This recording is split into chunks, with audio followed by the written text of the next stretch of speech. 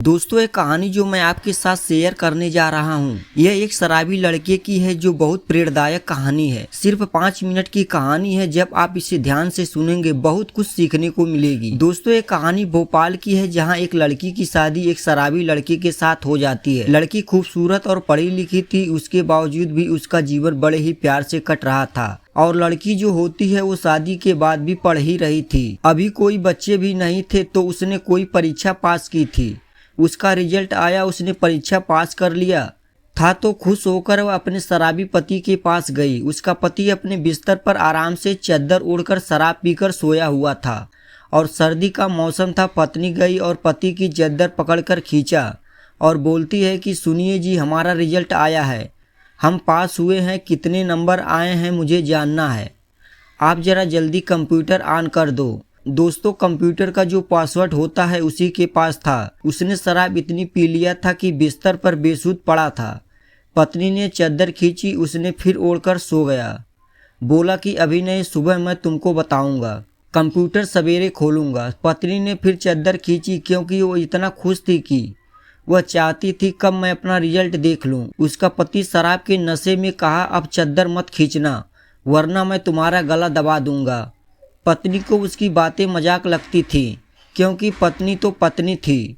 वो खुशी के मारे पागल थी कि मैं पास हो गई, अच्छा नंबर आए होंगे, यही सोचकर उसको जगाती है।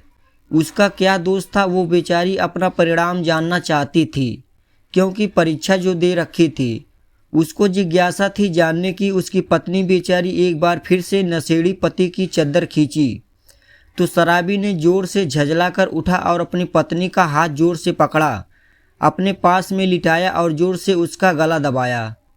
उसको क्या पता वह क्या कर रहा है, वो तो शराब के नशे में मस्त था। उसने पत्नी का गला कसकर दबाया, लेकिन दोस्तों उसको पता ही नहीं चला कि वो कितना तेज दबा रहा है।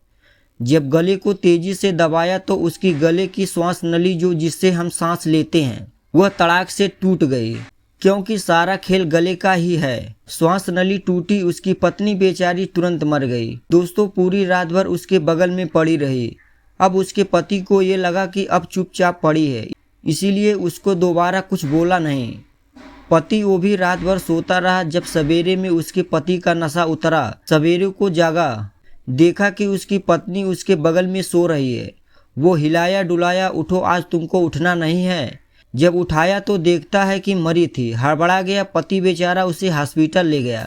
डॉक्टरों ने जब उसका जांच करना चालू की, नब्ज टटोलने लगे, धड़कन चेक की, पूरी तरह जांच की तो पता चला कि गला दबाया गया है। उसकी यह हत्या पुलिस ने छानबीन की।